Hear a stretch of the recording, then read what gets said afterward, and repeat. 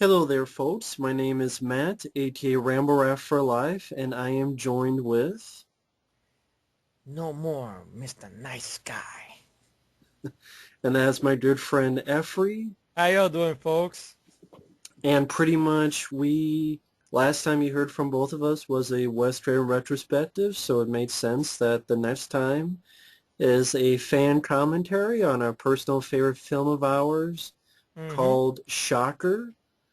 And I'm sure we'll have a lot to say, like how we first saw it and why we enjoy the film so much and so on and so forth. But for all those out there, whether you have the DVD, the Stream Factory Blu-ray, or however, Mm-hmm. count down, and when I say 3, 2, 1, press play, when I say play, just press play and follow us. Okay, that sounds pretty good for me. Yeah. So 3, 2, 1, press and play. Play. And we have the Universal logo coming up. Yeah. Bringing the volume down just a hair, yeah. Okay.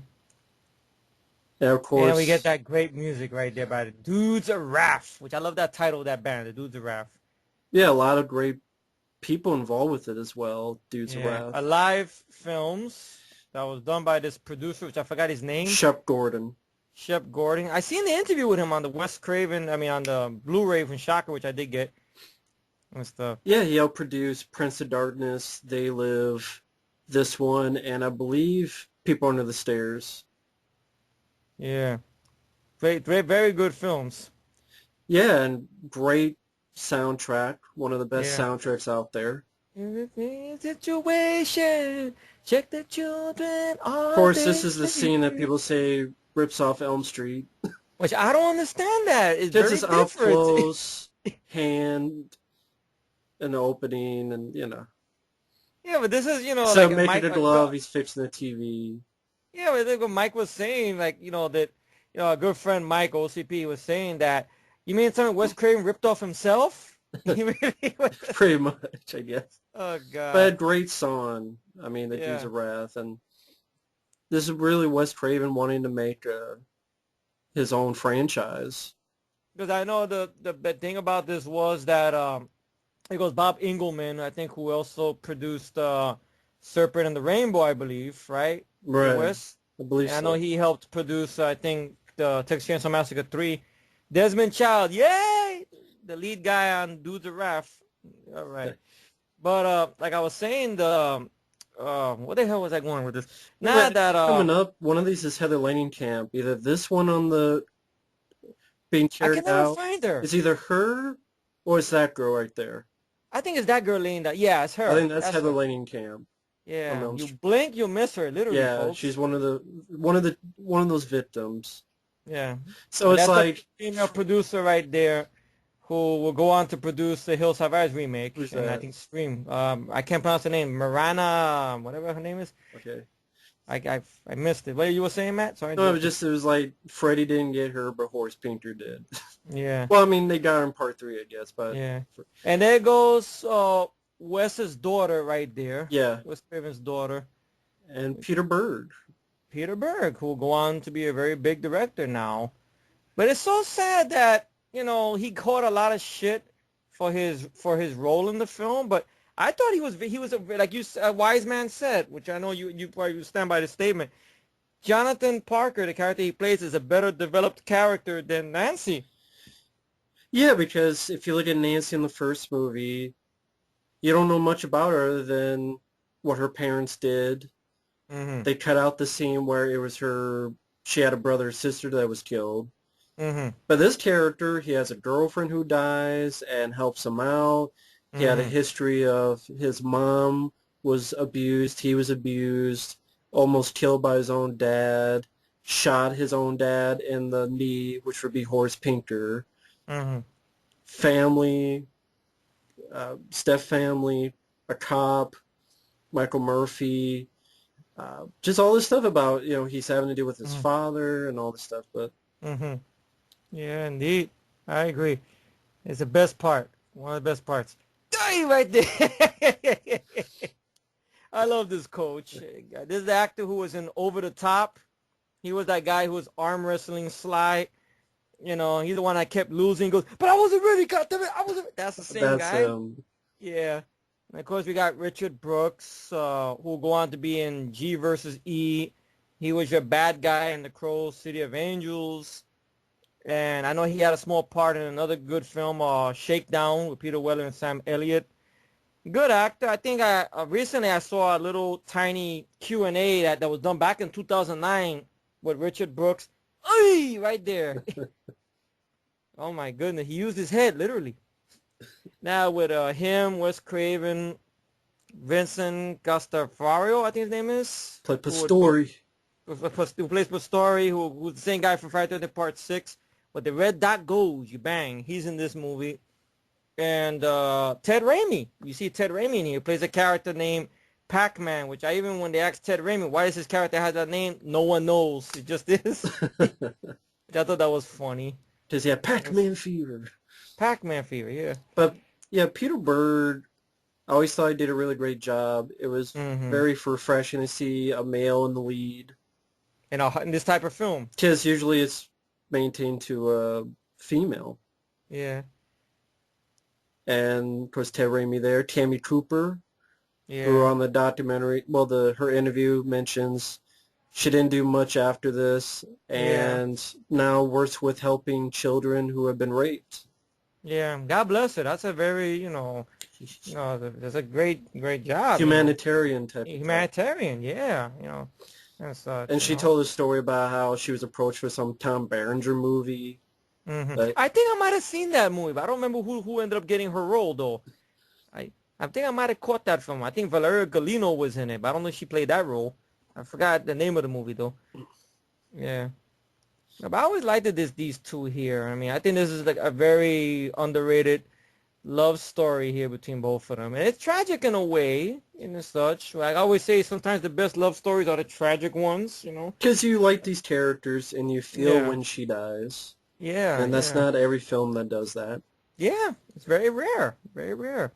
And maybe this is what people kind of pick on. Well, like literally these kids, they disappear, so you know that it's a dream. Yeah. And people go, oh, he's doing dreams again. But Horace doesn't kill you in the dreams. That's what I'm saying. You could see him in the dreams of the shit he's doing, but Pinker cannot kill him in the dreams. Right. It's sort of like a psychic type of thing or whatnot. Yeah. Another thing we could bring up here, which is kind of a funny note, are there any such things as TV repair people anymore, really? That's kind of a lost art form in a way. Well, yeah, Adam Sandler, Pixels. He was. But his character's a douchebag. I'm talking about him. They went in to hook stuff up, but I mean, fix a building, not repairing though. Yeah, that's like that's kind of a lost trait in a way. Fixing TVs. Well, they take them to Best Buy or whatever stores. Yeah, that's it.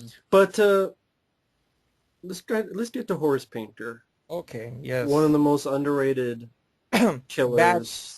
The baddies and the killers and horror films. Yeah. Mitch Pileggi. I mean, just this shot here, just the broken fingers of this little kid.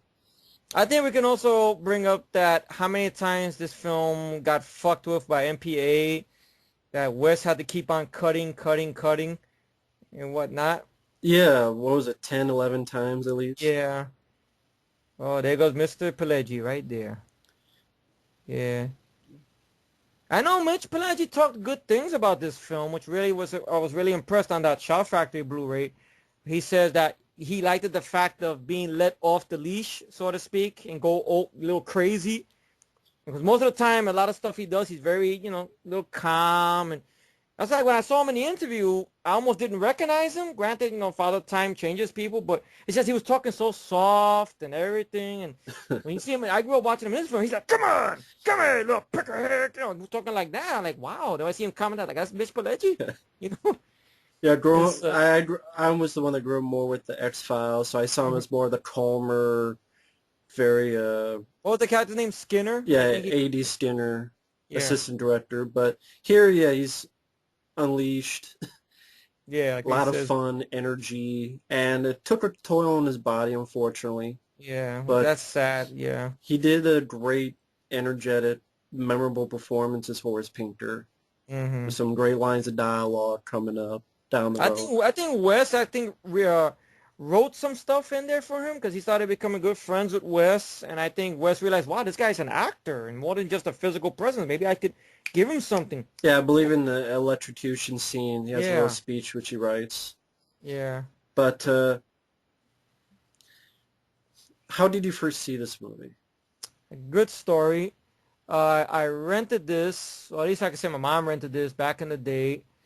It was this movie in a very underrated 007 film, which I hold dear to my heart today, License to Kill. And ironically enough, they were both taped on the same VHS tape and whatnot. And I had License to Kill first, and then this movie kicked in. And I saw it. I loved it. I saw trailers for the trailers.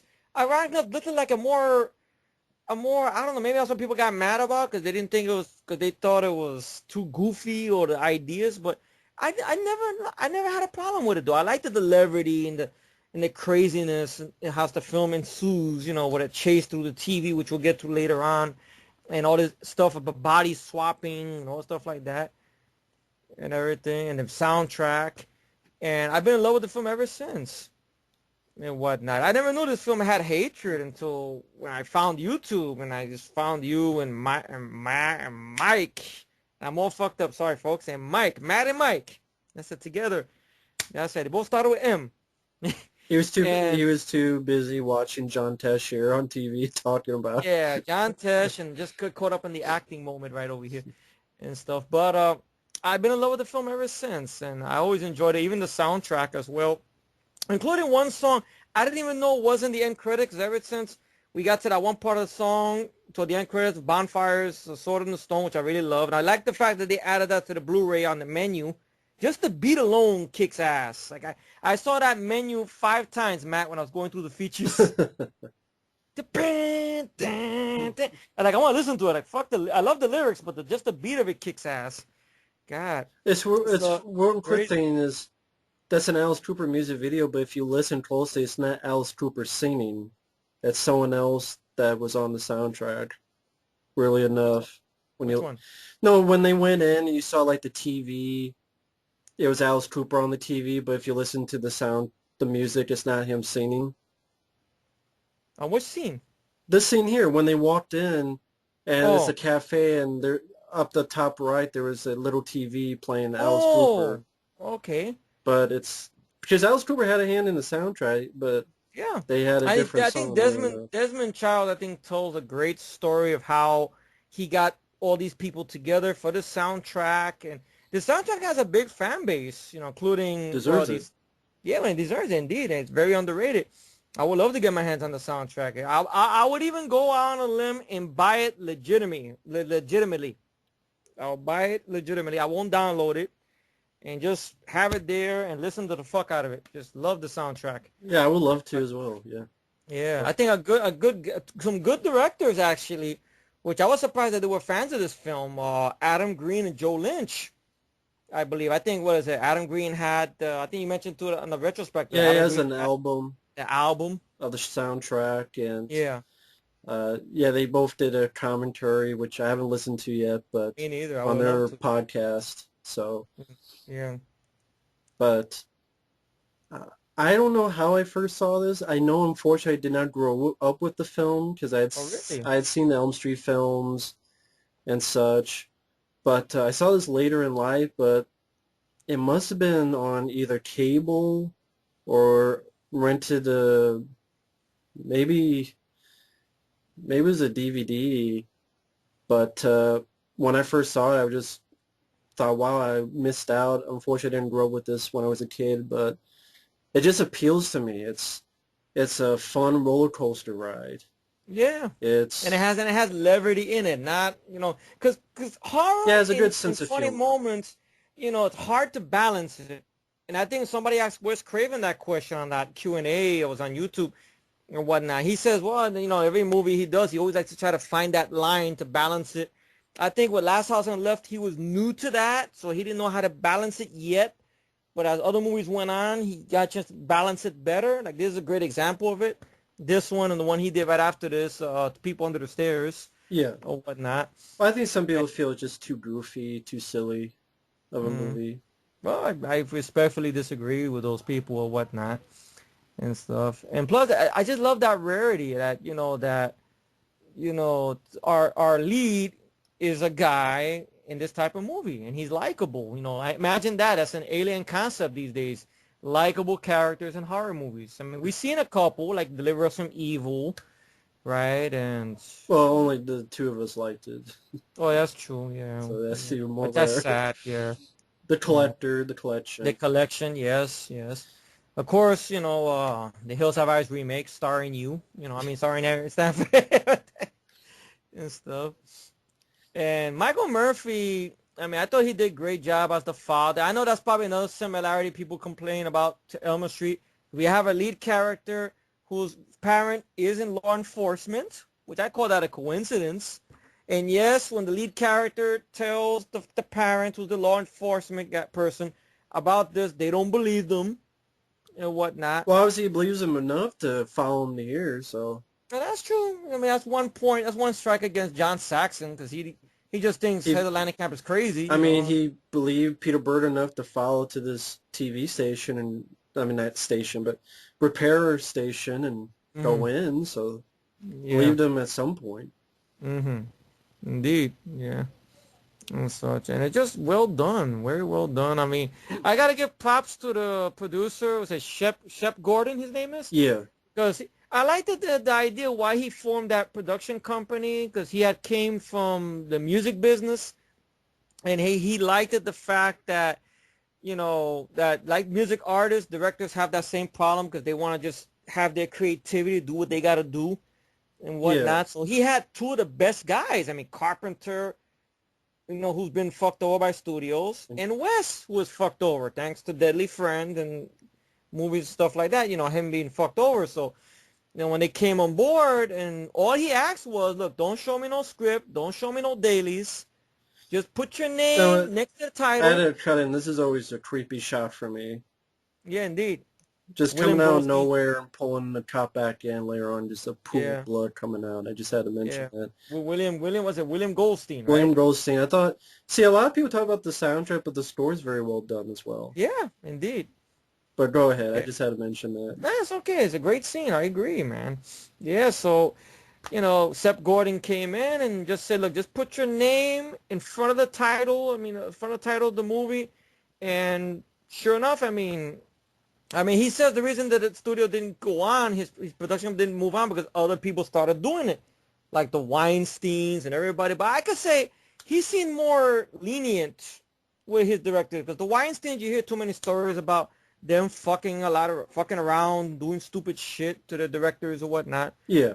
and everything. So, but if I was a director, I would have loved to work with someone like Shep Gordon, because he seemed like a guy who would just give you free reign, or whatnot. Especially if you got somebody like Craven and Carpenter. That's amazing. These two underrated guys, Craven and Carpenter. God. Yeah, yeah. Prince of Darkness, They Live, Shocker, and People Under the Stairs.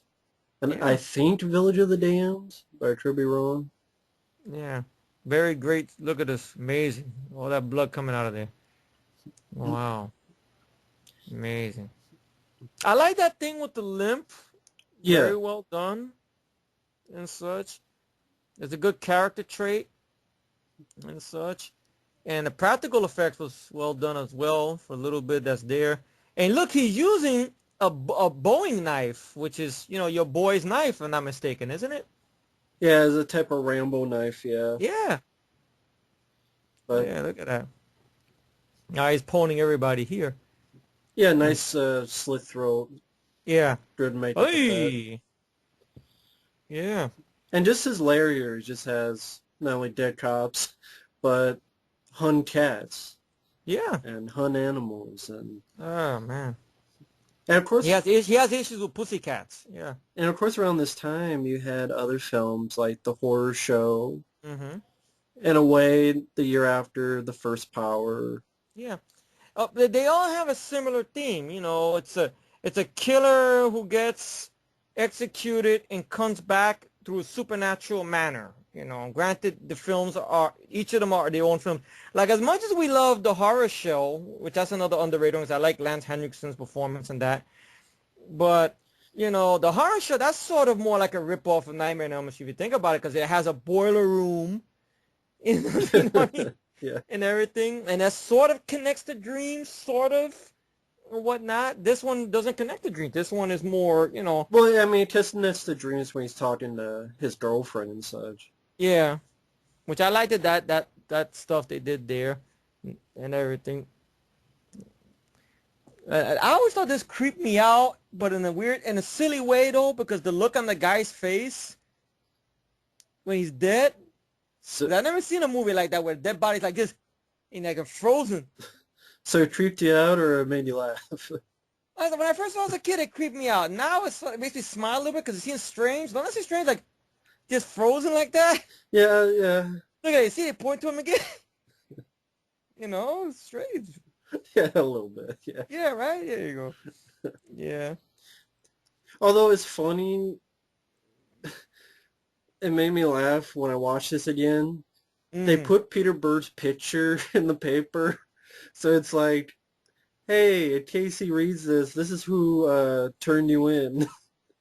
Yeah, they kind of sold him out the river, right? Yeah, Yeah. like this, like if you have a witness, let's reveal it in the paper by showing his But look picture. at the drawing they did of Horace Pinker. Yeah, It's like if someone did an animation of. but see, there's Peter Berg's picture. Excuse me, folks. They just gave it away. Oh God. It's, Like I'll kick his ass now. I know where he's at. it's a shitty newspaper. Yeah. It's like if you're a witness to a crime, this Yeah. paper will give it away. Now, when I first heard about this scene over here, him making noise, I actually thought that he was doing something with the Allison character. But then once I seen her in the tub, I knew that wasn't the case. So I'm thinking, what's that fucking noise? Why is he making that noise? And then when it pans out, we reveal that he's working out. Okay, that makes sense. Yeah. Yeah. God, I remember I tried that one time to do a Pull up. pull up like that, and all I heard was a snap, like, ah, fuck this. A snap. A snap. I heard like a little snap in my back, like, uh-oh. It snapped. It snapped your spine. Almost like I heard a snap, like, ay, like a cramp. I didn't know that chair was called a Barker Lounger. Yeah, I mean, but I only know it because Horace Pinker says it later. Yeah, I didn't know what a Barker Lounger was, and then I looked up, that's what it is. I thought it was just a massage chair. I guess that's what they properly named, Barker Lounger. Yeah, I mean, Yeah. But I always get a little sad when he's getting ready to go right now, because I know we won't be seeing her. We'll see her spiritually throughout the film, but you know, this it's like one of those things like someone's gonna die that you care about in the movie. You're like, damn, I really don't want to. Do I really? You know what I mean? Like you're almost sad to see them go. You know, like that's true. I don't know if I was explaining it the right way. But no, that sounds perfectly yeah, reasonable. I mean, if yeah. you liked a character, given Mhm. limited screen time, it shows that something's being done right, as opposed Mhm. to some slasher films. Yeah. Well, some of the recent ones in a couple of the past few years, you know, like dropped the ball with that, you know. I can name a few. Later Rest, Hatchet, Hatchet. You know, a couple of those, you know. Through. Adam Green sure taking some tips. I know, you would think, right? We love you, Adam, but please, you know, not for nothing, take some notes, you know, stuff like that, please. Or the guy, Robert Hall. You know, I know you're a good effects guy, Robert Hall, but you should took some notes for movies like this. And shit. And stuff. Now, I know this Netflix thing, some people think it's sappy. I love it though. It's like the I don't know It's the power of love. the power of love. That's yeah. Huey Lewis. Yeah. It's the power of love.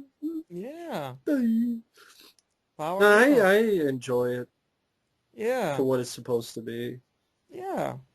I think it works just fine. Look, even like when he's getting ready to go inside this very classic car and whatnot. He's thinking a little bit there. Almost like, should I leave? Should I not leave? Or, you know, and stuff like that. And I love his reaction when he finds her, because I thought, like, people, that's what got me mad when people started talking shit, you know, about, oh, he's acting. I like, look at the performance when we get to that little bit. That's good I acting. I've never had a problem with his acting. Me I neither. thought it was perfectly fine. Yeah. Whatnot. See, now we get it. It's like somebody mentioned to me, but how is Pinker able to do all this shit? You just heard it on the TV. Black magic, animal sacrifice.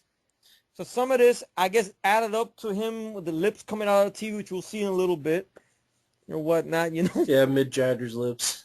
Yeah, I just love that. I showed this film to somebody recently who I was kept on talking to them about the film a lot. And I gave up my DVD-R because I had a Blu-ray of it now, thanks to Shout Factory, who finally did it. And he saw the film, and he really loved it. And I told him that this film caught a lot of hate. He looked at me like I was crazy. He goes, but why? And I told him the reasons. He told me, that's stupid reasons. I said, I know. I said, what did you think of Peter Berg? Is that Peter Berg, the director of Lone Star? I said, yeah. Wow, he was good in the film. I said, yeah. Like, he just looked at me like alien, like horrified, like people hated this film and stuff. He said, yeah, they thought the TV thing, but it works with the contents of the movie. And I know. Right.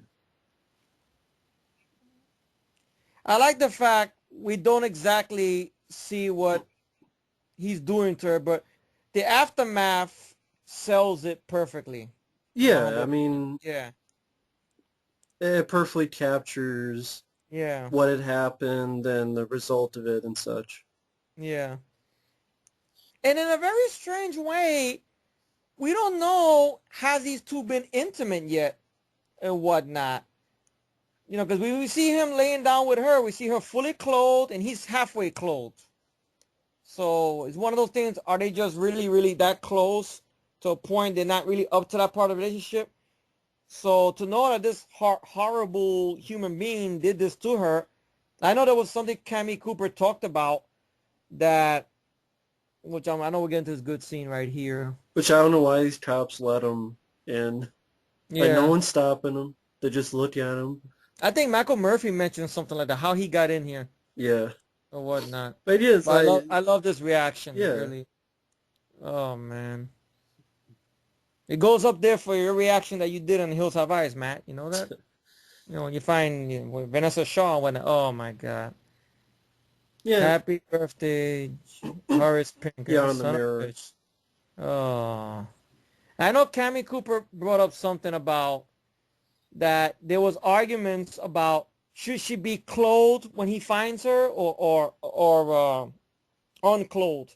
Because if she had nothing on, he found her like that, it's led to assume that maybe Pinker assaulted her after the fact. Yeah, raped her, Yeah. that stuff. Well, look at his reaction. Oh, my God. You see, he yelled at these people. Yeah. Why would you let him in? Oh, my God. But, the hell was I going to say? So you're saying before that to feel more sorry for this character because he might not even have gotten laid either. Yeah, well, got a chance to consummate, and such. So he didn't get paid and he didn't get laid. Yeah.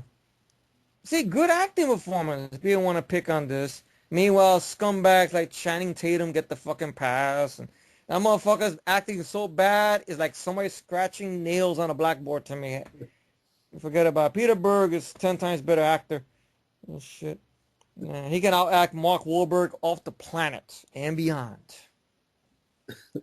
Mark Wahlberg is a big actor now. Yeah, says who? Because he's going to bully me into it. Hey, I'm Mark Wahlberg. You better watch that movie. I said, kiss my ass. Go back to Boston, you bitch.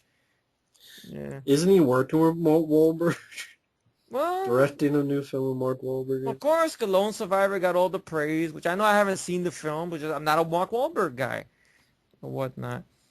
I love this little piece of music right over here and such when he's just realizing he's going to have to do something on his own. Yeah. And whatnot, and he's in this big football field. Okay, you get the similarity to Nightmare on Elm Street once again, where he has a friend that's got to wake him up at a certain time or whatnot and everything. And what I like about this guy is Richard Brooks' character is, for one, he's not the comic relief, and two, the best part. You know that one, Matt? Oh, I thought you were going to say it. You said the best part. I was waiting for your answer. I didn't know you were asking me a question. Yeah, what's the best part? He's loyal.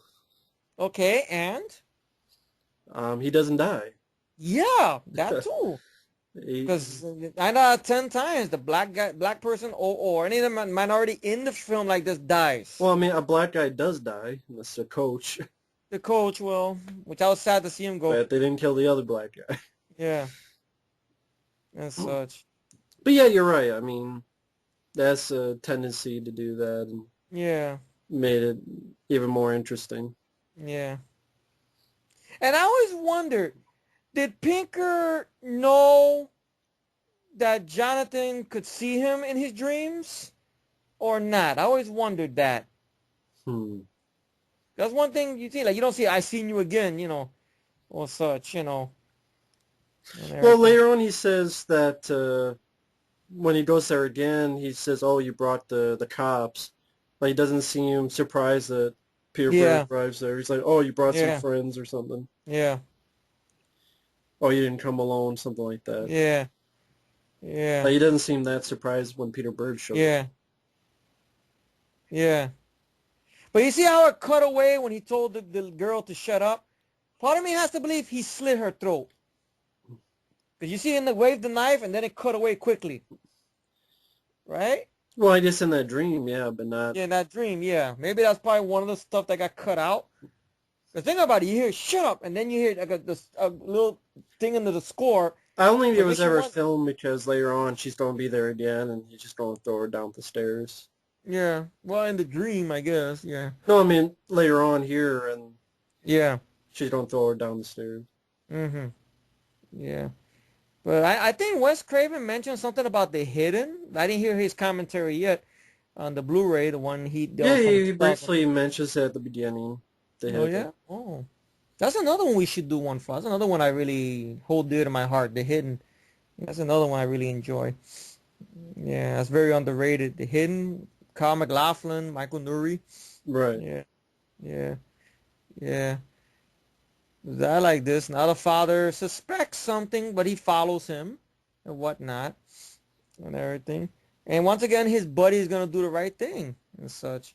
And I think they let Richard Brooks do some stunts. I know he mentioned a little bit of that on that Q&A and whatnot and such. There goes the tackle, and there goes Pastori. Boom. I remember hearing stories that Q&A would have been on the Blu-ray, but one of the actors didn't sign the release. I don't know which one. Oh, Could be that's too wrong. bad. If that's the case, that's too bad.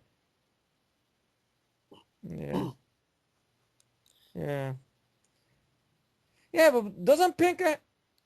Oh, he brought Daddy along. Okay, he does mention that. All Yeah, he right, said, but yeah, that's what I was meant. You were yeah, going to say something else? he's got a scar. Where that scar came from? Was that a mistake? 'Cause I don't think he had the scar before, did he? I don't know, maybe to assume that I The woman scratched him, maybe. yeah, All something like right. that. Yeah. Now I know I always had suspicions that when Peter Berg and Mitch Pileggi go at each other, some of them look like real hits, and I know Mitch Pileggi adds a little something about that a little bit on the Blu-ray. Well, we both played rough. He played rough. I played rough, and such. And you can see it because even like this scene that's coming up here when he jumps the roof, and that goes to show you that this character is no pussy. He's bringing the fight to Pinker. Granted, he's not a martial artist or nothing, but still, he's giving his all. Yeah. There you go. Now you kill his woman, you kill his mom and his foster brother and sister. So now, so there you go. Hit to the door. And a drop kick. Boom, right there. That's one hit. And they're tackling on the floor. No stunt people, at least when we see wrestling move. If it is stunt people, they do it better than certain bigger Yeah. movies. Oop, right in the leg. You see? Ay. I always wanted him to whack him with that antenna. Even though the antenna is rubbery, but still. I didn't notice any rubbery. I know, is he wobbly? Oh, good. Look at that. This is always made me laugh a little bit because it looks silly, but still I like it. Yeah. There's another fight later on when they're going through the TV, which makes me laugh because it looks like an actual punch, which I'll get to that later on when we get to the TV, the chase sequence. And here's what I like about Pinker, unlike Freddy, which I love Freddy, don't get me wrong, but he's a trash talker. You know, talking shit over here, you know? Real son of a bitch. Oh yeah, he'll get people riled up. Yeah. Yeah. Like, he's not a person that would cry, oh, you're taking me away, and begging and saying all this shit. He's like, I'm going to keep talking shit until the day I die. I don't give a fuck. You know? I know Mitch Pileggi mentioned something about when he saw the finished film, there was certain stuff he couldn't sit through. Like, when his character got too extreme at times. I don't know if it was maybe examples like that, or maybe examples of when he attacks Cammy Cooper or stuff like that. And it's something that he mentioned, I guess. Hmm. But he's proud of the film, though. He's Yeah. very proud of it. Well, I think some people would have preferred if it was just Horace Pinker and none of the supernatural stuff. It was just about a serial killer, Horace Pinker, and this battle between the two. Mm-hmm. I think that's what it seems like some people would have just preferred that. Mm. Well, just a basic serial killer Yeah. going after this young man. That'll be an interesting way. Not bad. And there goes Bruce Wagner, Wes Craven's buddy, who helped Wes Craven write the first draft of Nightmare 3 that got rejected. And of course, we gotta mention Megadeth. Megadeth. Now, that's very weird. Now, this song here, I like okay, but the other songs on the soundtrack, I can say I like a little bit more better, believe it or not. I don't know why. I mean, I know on YouTube, the actual music video is uploaded with this song. Yeah. Whatnot. Yeah, I don't mind the song. Yeah. No More Mr. Nice Guy. Yeah. That's a cover of Alice Cooper's song, I believe, right? Yeah. Yeah. Yeah, I like the song. Yeah. But that's Bruce Wagner right there, Matt, the guy in the uniform there. He was also in, if you remember correctly, in One Crazy Summer.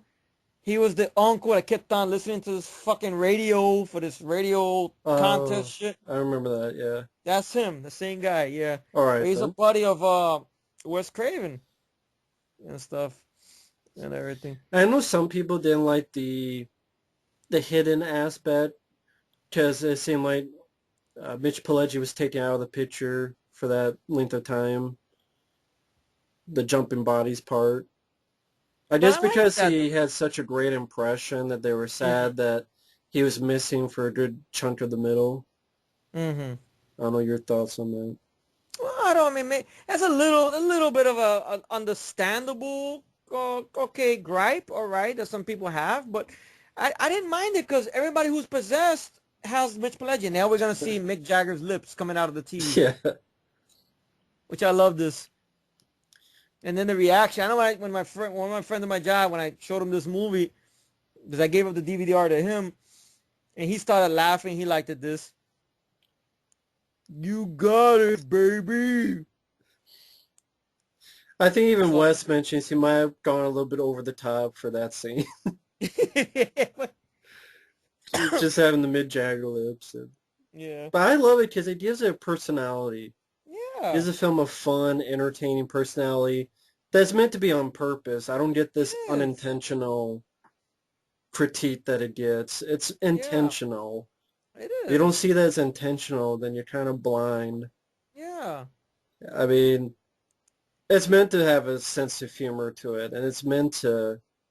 Yeah. I always like that theme by William Golson, that da-da-da-da. Yeah, with the piano. Now, this is the MPA. For example, when the fingers are bitten off, he had to actually spit them out, and we saw it. Yeah. Mm-hmm. That's why you see the fingers later on the ground. Well, when I first saw this scene here, I remember me, my mom, my grandmother, my uncle. For some reason, we were horrified. But one of those horrified things, you're horrified at first, but then you laugh because it's so over the top. Yeah. Really? Like, it's just so over the top. The lip hanging down, like, hey. Yeah. You know what I mean? Did you have a date for this No, one? no. It was just always watching the film together. I know. Just... Yeah. Now they trying to do that Maniac reference. I know. Did they leave after seeing that? No, they just started giggling. Like, they were like, oh, shit. Of Yeah. course, that line, finger looking good. Yeah. Yeah.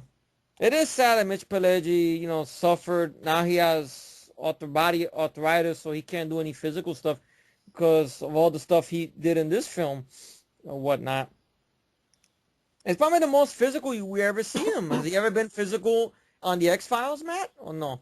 No, Well, you see? and I think that's why. Yeah. And such.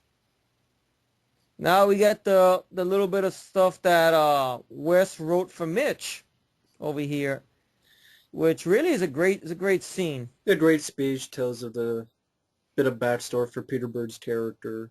Yeah. I like that. Why give animals a bad rap, which is true.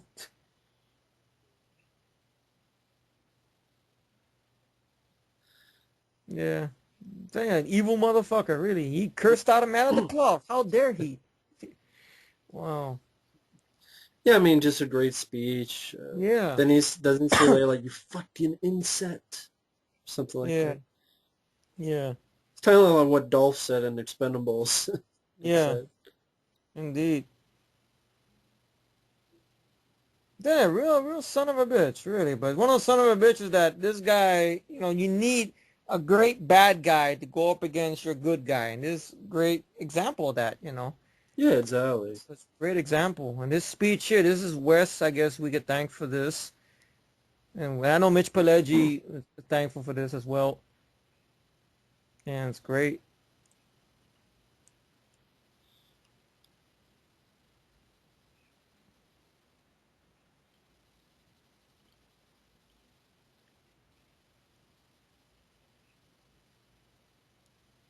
Great reaction by Michael Murphy as well.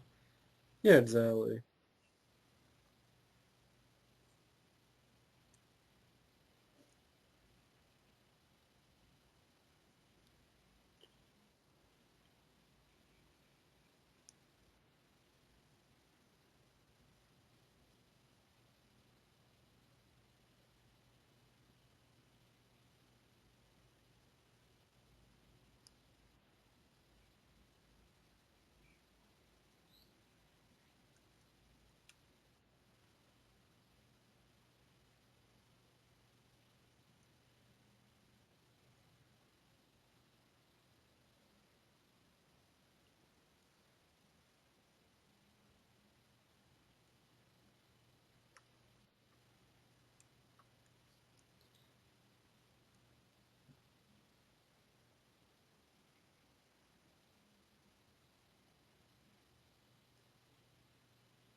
Job well done. Bravo. Yeah, very well done Job speech. well done. Great speech. Which I think is a bit more of a character for Peter Berg as well. His Yeah. background and Yeah. which I was saying at the beginning of the film, why there's more of a character to him than even Nancy in Elm Street. Yeah. Not to take anything away from Nancy, No, but I just, mean, just you know, saying. it's a very underrated character. Really. And such. There we go. I like Michael Murphy, what he says, you know, In a few minutes, yeah. in a few minutes. Yeah, because it really fits with the whole thing of this movie. Yeah, the whole tone of Whatnot. the movie, yeah. Yeah. And such. Nah, I got no hair on my head. I'm bald headed like Mitch Pileggi is in this movie, and just looking at that burnt on his head, making my head hurt. Like, ooh. Well, there you go. That's you in the movie. Oh, thank you. Yeah, I'm a crazy psychopathic person that goes inside of people left and right. Yeah, there we go. I'm Hills of Eyes and Mike's Yep. Yeah, Christine and that's true. Oh wait, your your Horace your Pinker. Horace Yeah, Mitch Pinker. Pileggi. Yeah, I'm an ultimate bad guy. Shit.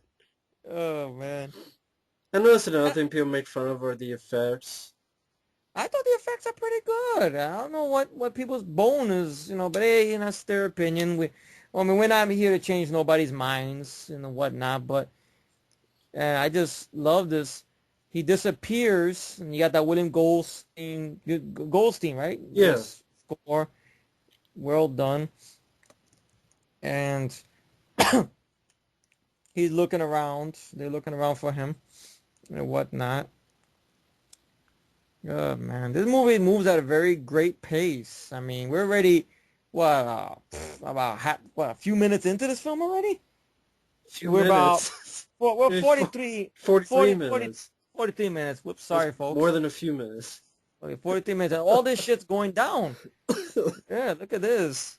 I'm so into the movie and into the dialogue, I'm losing track. Yes, for only a few minutes. Yeah. And the other, Yes, it's been 40 minutes of dead air. yeah. Of course, remember, folks, I'm the same guy who doesn't know the public too well anyway, because I keep thinking people hate a movie, or they don't hate a movie, or they hate this. You remember the whole retrospective shit and everything, and everything. I don't know. Someone was saying something to me. It's almost like a Star Wars vibe, a little bit with Jonathan and Horace with Pinker, because you know how Luke Skywalker, Darth Vader is his father in a way. But I don't know. Maybe It's that's a slim. stretching You it. know, that's stretching it. I know. Stretching it. Pretty thin, huh? Like Lethal Weapon. I know. Yeah. Thin. Pretty thin. I Whoever, know. It's anorexic. I know. whoever thought a comparison between this and Star Wars would have been made. Well, I have a It confession to make. has. Well, I have a confession to make. It was me, but it's all right. It's pretty thin. I know. It's anorexic. I know. I like this. He falls down. I love Michael Murphy's reaction. What he says. This is a great effect. Yeah, practical fire, practical effect. Very well done. Yeah. Oh yeah, his line coming up, yeah. Yeah. Hmm. That chair really kicks ass. The movie really kicks ass too, Michael. I mean, that's the tone, personality of the movie. Yeah. It's just entertainment. That's what it's supposed to be. I like the way she gets up. Leave me alone. I'm funny. I love that. Now the movie takes place, I guess, someplace called Maryville, which I don't know where is that at. I'm guessing that's somewhere in L.A. because you see black and white police cars. So the police cars in Los Angeles are black and whites. Well, someplace in California, more or less. I know I believe there's a Maryville in California. Well, there you go. And such. And now we get the whole first, possession, basically, and whatnot. With that great sting of the score right there. And Hey, wow. the 180 split, yeah. Oh, damn.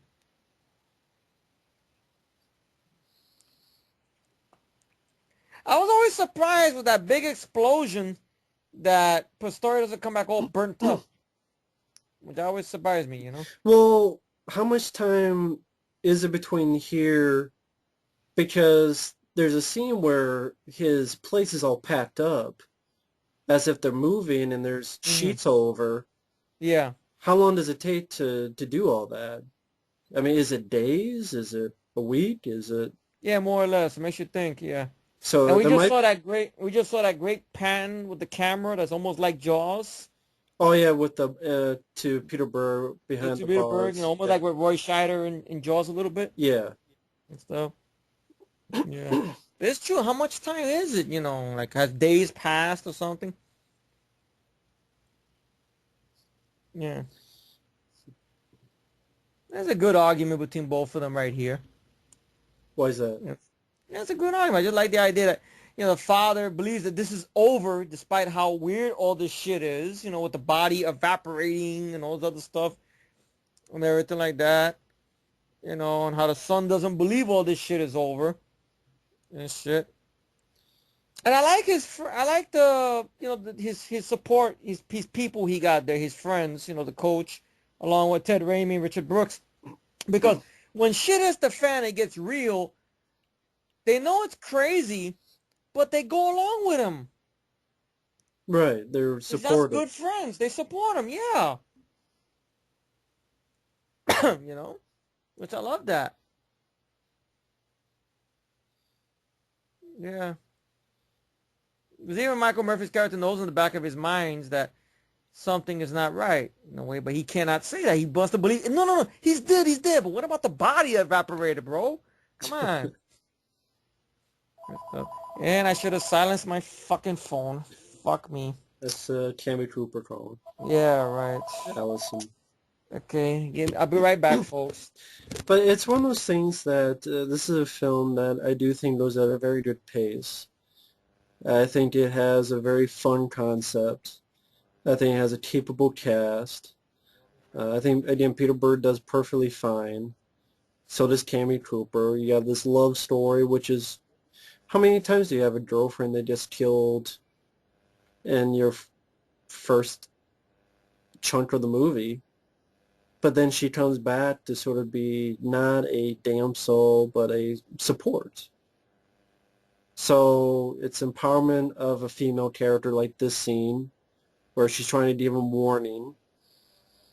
And it's not the most usual thing to see in a movie, but that's, yet again, one of those things that makes the film, in my opinion, more unique than people give it credit for, and entertaining as well.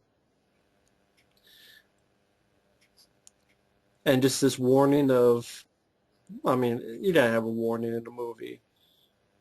If a supernatural thing is going to happen, I mean, the first Power, you had a girl who was psychic. In the horror show, you had this scientist that was trying to figure out how you go from an electric chair to energy. And this effect with the bed, I will admit, it's not the greatest, but I could chalk up to it. It is a dream. I am so sorry, folks. I had to take that, and I forgot to silence the damn phone and shit. But I guess I missed our first appearance by Allison, Cammy Cooper. Yeah. Whatnot. No, that wasn't her on the phone, unfortunately. Or whatnot. That would be fun. Imagine that if somebody from the cast contacted us out of nowhere and shit, and joined us for this. Oh, man. That would be awesome. Not going to hold my breath. So. Yeah, I know. Well, it's always good to something to dream on. You never know. No, really. How y'all doing, folks? This is Mitch Pileggi. Yeah, I'm just here. He doesn't sound like that, but that's okay. I know. See, look, he's packing up. So how long has it been? Maybe a few days. He's got sheets over. He's got. Maybe if I have to guess, I have to guess maybe a few days. The point is, I mean, after what happened there and what he discovered, I wouldn't want to live in the same house anyway because it'd just be too much trauma, too much. Yeah, damn, I was with this person. We were happy here. At the same time, I witnessed what was left of her here, and the horrific thing in the bathroom and everything like that, and stuff. It'd be hard. Rather, he does stay there for a little bit, I guess, and whatnot, because nobody has rented their place yet. They go to Baca Lounger, which I didn't know it was called that. I just didn't know. I just thought it was called a massaging chair, fucker, and stuff. Yeah, I guess. What did I miss? Did you say anything significant? Not really. I mean, it was just Cammy Cooper appearing up in front of Mr. Peter Berg here. Mm-hmm. I know she mentioned something about how they had to mix that blood with something because it kept sticking to her a lot, and that one day she went home with that blood on top of her, and when she was driving home, some people were staring at her at the red light and whatnot. Cammy Cooper told it better on that Shout Factory Blu-ray, which I want to give a thank you to somebody in Universal who grew a brain and said, you know what, you can have Shocker, you can have people under the stairs, it's okay, we don't give a fuck. We made too much money this year on 2 overrated fucking movies or whatnot, but still, we're king of the world. No, you're not. Of course. But story. Well, the red dot goes, you bang, of course. And stuff. And thankfully, he's lucky enough to hear the phone call at the last minute. Mm-hmm. And he's a lot luckier than the poor schmuck and hard target, if you think about it. All right. Oh, yeah. It's that Pico. Yeah. Which I gotta say, this Pastori's pretty shitty shot. What do you mean? No, a lot of times where he misses. No, but that's Pinker in general, if you think about it, because even when he possesses Michael Murphy later on, he has a gun, he still can't aim. Yeah, that's true. I mean, maybe that's why Pinker uses blades. Yeah, knives and stuff, and he's so he doesn't use guns. I think a good friend of ours brought that up. Mike brought that up when he defended this film, that Pinker is a bad shot. And shit.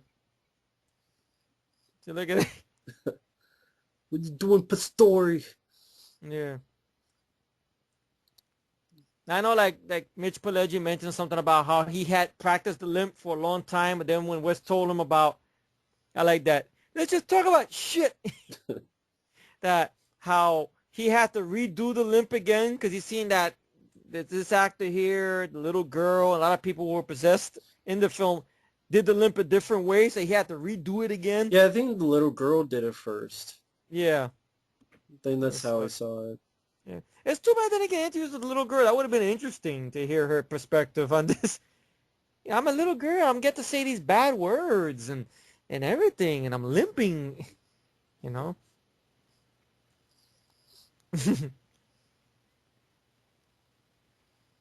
Yeah, got right in the arm. He got him there. Yeah. Yeah, great score. Running through the park. Oh, man. I could see it, watching this again, that the whole hidden, motif here, it could be in anybody, but at least there's something about the person that's possessed that they're going to have this limp. I love that. Pick the better body. Pick the better body, you gimp. Yeah. Yeah, it's a great idea. I love it. He's going into these people's bodies and such. So what's your favorite of this kind of stuff done? The jumping bodies? I would say this one and well, the hidden did it first, but between both of them, I would say. I know the first Power sort of did it, I guess. Yeah. I think, between this and the hidden. What about you? Would it be first Power and this one? Well, I gotta add in the Jason Goes to Hell. Oh, Jason Goes Down. That's another one I forgot. It's another underrated one. Which I know a lot of people hate that movie, but I've Right. always enjoyed it. Yeah, I enjoy it too, And then such. the worst is Fallen. Oh, of course. Jonathan Craven, right there. Yeah, the That's his son. jogger. Yeah. The co-writer of Hills of Ice Part 2, Mm-hmm. At 2007. one point, he was gonna direct the Last House on Left remake. At one point, I don't know what happened. Hills of Ice Part Maybe 2. they saw Hills of Ice Part 2 and said, nah. We get this other director to do it. No. I did, but he's a shitty shot. You can't shoot him. But then he's Give able to us get this guy in one hit. Yeah. So yeah, a little bit weird, but I know I'll Wes forgive made a it. joke about, he has his son in the film, and his son and daughter's in it, but how look, even my own sibling, my own family's not safe. Look, I killed my son in the movie. He said something more or less in a little joke like, "Look, I killed my own son," and whatnot. That's the yeah. So I mean, there's a little bit of rough stuff on the edge, but Mhm. no movie's perfect. Yeah, of course. It's still highly entertaining. I just love the fact that this little girl bumps into him, and despite him being chased by a killer and shot and all the stuff he's gone through, he still has time to be very polite. Which I like that, about this character. He's not just leave me the fuck alone. I'm just, he's like, all right, little girl, just right over there. I don't know. Yeah, I like that too. Yeah, be a little careful. That's all. And later on, that little girl will be in Full House. Get out of here, really? No, You serious? no, she just seems like one of the kids from Full House. Oh, yeah, she reminds me of Stephanie. Now that I think about it. Yeah, that was Stephanie just... from Full House? Yeah, she does, sort of, even though it's not her. Yeah, no. I like this. Despite her noticing he's been shot, look, I did see her. She's over there. That's right. Is she really even a good parent? Look, she lets her daughter wander off. Jesus. It's not like she was going down to the that little bicycle. girl was in another film that we both seen. Get out of here, really? She was in Critters too. Is she the little girl that's being chased by the critters that Scott Grimes hits with the bat? Hits not the little girl, but the critters? Yeah. Cindy. Get out Cindy. of here. That's not Cindy. Oh, shit. Yep. So Wow. a year before this. Wow, that's another one we got to do one for. I really love critters, too. Yeah. See, they should have got her for interviews. Look at this. She's cursing. She's driving a what is it, a fucking bulldozer or whatever Yeah. that shit is. Look at that. Lindsay Parker is her name. Lindsay Parker, yeah. Great scene. I mean, the movie's full of a lot of good scenes. I mean, there's a great example, like I said before when we talked about this briefly on the retrospective. It's a good example of why I love horror films. At least why I got into them, because I want fun. I don't mind, okay, intense, any once in a while, okay, but once in a while, but most part, I want to have a good time, in the right way and such. Yeah.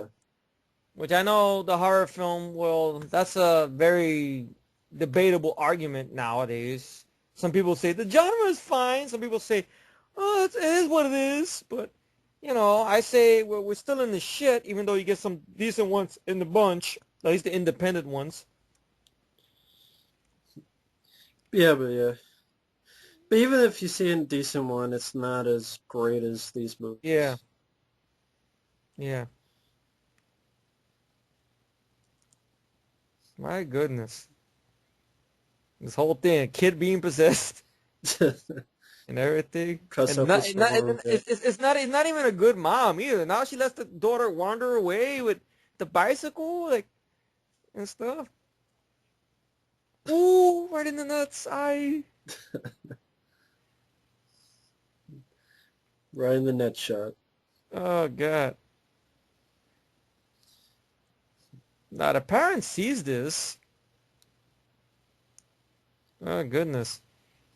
I mean, we can assume that when Pinker comes out of somebody, they're not dead. Unlike the hidden, Right. like when Parasite comes out of someone, they're dead pretty much. But because even he comes out of a little girl, we get the idea she's okay. Because later on, Pinker comes out of Michael Murphy and he's okay. Yeah. So. And also the use of sparks on real life people. Yeah. Dangerous. I believe this guy is somebody from Dudes of Wrath, I think. It's Kane Roberts. He was in Alice Cooper's band. Oh, he's the one they get with interviews. I didn't recognize him. I think that is Kane Roberts. That he was on the Blu-ray, yeah. Because he was wearing glasses, that's why I didn't recognize him. Yeah. I always thought he looked like a rock guy, even before I knew that was Kane Roberts. Because look at the way he looks. A good Mitch Pileggi, impression right there. Oy. Right in the goddamn water. Big teeth, too. Yeah. Oh, look, the modern switchblade. Yeah, the switch. That's the kind of knife you see today, believe it or not. Back in '89, must have been like, what kind of knife is this? Even when Kane Roberts got knocked out, like, wow, that guy's going to be a director someday? He took out my teeth. Look at this shit. I love this thing what the coach says.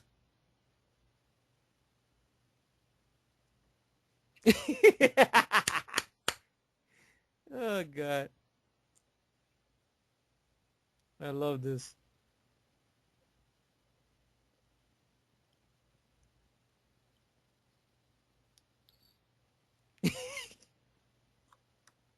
That's good friends. I'm telling you, that's good fucking friends. Let me ask you a good question, Matt. Sure. Hypothetically speaking, let's say I just laugh at the coach. There was he would break his neck. I just love that. That's the energy, It's good people, of course. Let's say, God forbid, I had a psychopath after me, and he was killed. And the psychopath is after me still in supernatural form. And I told you all about this. Would you believe me? Or would you think, I think you need to go to a mental hospital, or Efree, I don't think I can hang out with you no more. What's your 2 cents? Let's test our friendship right here after so many years. Go for it. Sure. I mean, I guess it would have to depend on whether you were joking or not. Okay. I realize if you're joking or not. Yeah, because you know me that well. You can tell if I'm full of shit or what, right? So, okay. Exactly. I would do the same for you. I would look at it. All right. Yeah, he did this. He came out through your TV or your computer where you're in the middle of watching something you're not supposed to be watching. Okay. All right. Nah, I'd be like, who's this? Hang up and disconnect. Yeah. Horace Pinker don't want anything from you. Good luck. Yeah. Good Yeah. luck, Efree. Yeah. Good Yeah. luck, Right. and don't die. Yeah. Thank you. Yes. I say Yeah. ciao. Yeah. You see that, guys? That's my good friend, dude. Look at it.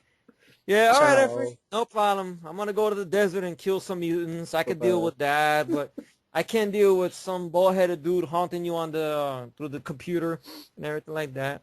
You and your evil twin. Yeah, my evil twin. Now I do like what Peter Jonathan's character does here.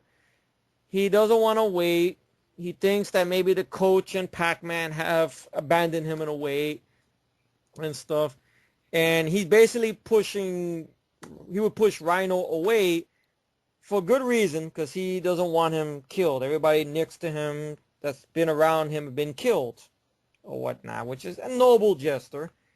Granted, it's not a smart gesture, but it's a noble one, you know, because you need some help. Yeah, I mean You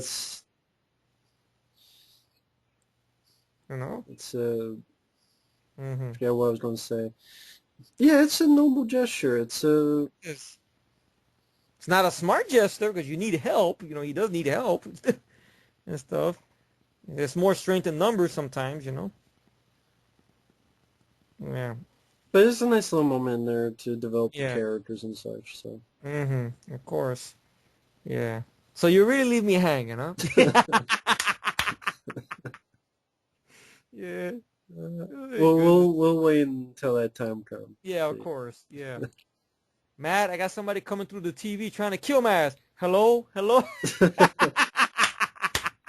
You still there? You left me. Thanks a lot, Scooter. Oh, God. Oh, yeah, one of his neighbors is Wes Craven, ironically enough. Yeah, Yeah. we'll Makes a definitely lot of hear sense. his voice at the end of the film. Yeah.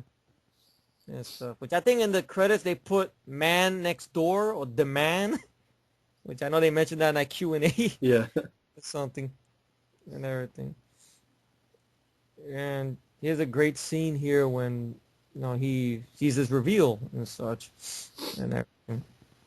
But this movie is pretty fast paced. Now we're already at the 66 mark, I believe. 66 minutes in there, and Yeah, I'm not yeah, over an one hour, bit yeah. over an hour, and I'm not bored one bit. Yeah, And me you see neither, him, yeah. yeah, you see him more writing on the mirror once again and such. Yeah, did the stop him. Do you think it was written by Allison or written by Coach? Maybe it was written by Pac-Man. Maybe Pac-Man before he bled to death, if he bled to death and such. Well, he mentioned because I think we see the Coach have blood on his hand. Yeah, more or less. Maybe when it was taken over him, when Pinker was taken over, he still had enough control to try to write and such. I know at one point Mitch Pileggi was auditioning to play the coach. Yeah. Makes you wonder, was Pinker originally going to be this actor maybe? Maybe there was going to be a switch, which that would have been interesting because this guy. No, I just, no, I think they just brought him after. Oh, yeah? Oh. No more Mr. Nevsky! Which that's a That's line that's not that was in the trailer and not in that scene in the in the electric chair, yeah. literature. See, once again, look, you see, Peter Berg is going all. He's throwing lamps. He's hurting these actors. He's abusing people. Yeah. See, kicking the balls. There you go. He's giving them the all. Granted, he's bringing the fight. You know, at the actor's expense. Yeah, I would admit that. I bet you Weston was like, "Look, Peter, can you take it easy? We need these other actors in the movie too, Peter. Please take it easy. You're gonna hurt people, please." You don't have to really kill them. Yeah. Then we gotta get multiple takes, please. The stunt guy must have been like hanging back, just watching, like, Peter, just go for it. Like Wes, like, don't tell him that. You're gonna kill my like he's gonna kill my cast. Oh man, but it's a great thing over here that everybody around him is being taken out and such. Wow. Yeah. Yeah. I love the impression he gives of Mitch Pileggi. Very well done. Well, I think that's Mitch Pileggi's voice they put in him. Oh, maybe they dubbed it and such. Yeah. I love this. It's real love, but it's sappy. I don't give a shit. It's real love. A loved one coming back through the afterlife to help them in the real life, in the world of the living. I love that shit. You're just a romantic at heart. I am. I don't give a fuck. I like this little moment here where he's trying to fight him.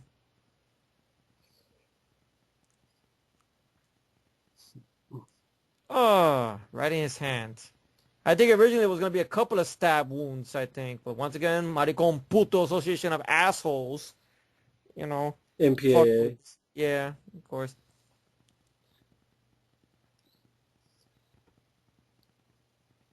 That's probably the only character in the film. I mean, later on we'll see Michael Murphy, but that's trying his damnedest to fight Pinker inside him, you know? Yeah. There you go. He's coming out of him, literally. That's such.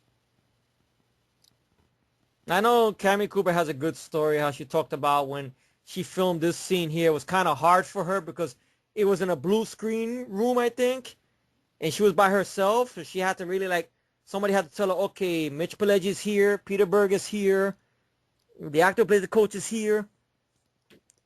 The light comes from her bosoms. Look. See? In the heart. So the heavenly cleavage takes out Pinker for a little bit. Tip power. Yeah. The heavenly cleavage. Tip power. Heavenly cleavage knocks him down. The power of love. It's the power of the tits. Power of the tits. There you go. Get But to seriously, know the I who. get, It's the power but of the seriously, tits. but seriously, I get what Get they're to going know for. each one. It's the power of the tits. You know, I Power know like in the of the TV tits. trailers, Okay. we didn't see too much of this because it was still in editing form. But when you see him touch the outlet, it's different. And then when the finished film, that's like you know how people say, but in the trailer it's rough cut, but in the movie it's fixed. This was a good example of that. Okay, in the trailers and TV spots, it was rough cut. If you see Pinker touching the outlet and such, right? But in the finished film, they fixed it. They put it in there. Like you remember how people were bullshitting about that, you know, in Jurassic World with the CGI doors. Remember that shit, Yeah. Matt? And they say, oh, but it's going to be fixed in the film. And it's bullshit. It's still fucked up in the film no matter what. So here's a good example of in the trailer it looked the one way and the movie looks a different way. I don't remember how it looked in the trailer. What, this Yeah. here? Nah, it was, you didn't even see him in this form or nothing. He looked normal touching the outlet. At least I think so in some of the parts I've seen. I know Wes mentioned the fact, okay, Freddy had dreams to go in and out of, so he wanted another outlet where a killer or a villain could travel through, in this case being electricity and TV. Well, that's another world on its own, TV Yeah. and such. I know they mentioned something on the Blu-ray that Wes Craven's protege, who worked with Wes Craven, some fucking guy, is in the process of doing a remake of this. That Mitch Pileggi wants in, but he don't want to play Pinker. He just wants to be a cameo, I guess. Which I know remakes is a bad call and whatnot. I mean, the only way I can see them possibly working is if they're doing it through the internet and computer. But I think they're gonna fuck it up because you're not gonna find no one like Mitch Pileggi. You know, and you're gonna have unlikable cast members. I mean, who knows? If I'm wrong, I'll be wrong. You know. But what's your 2 cents about that? Fuck the remake. Okay, that's a great thing to add. Fuck it. I like Michael Murphy when he broke in the door. It smelled like burnt flesh or something. He says more or less. I forgot what it was. He says, It says it smells like ass. yeah, something like that. Yeah, No, he doesn't. It's just, yeah. hmm Another good acting moment here between Michael Murphy and Peter Berg.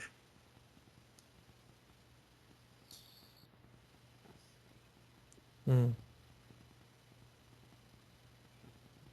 How come he wasn't burnt? Okay, I know it's a nitpick. Okay.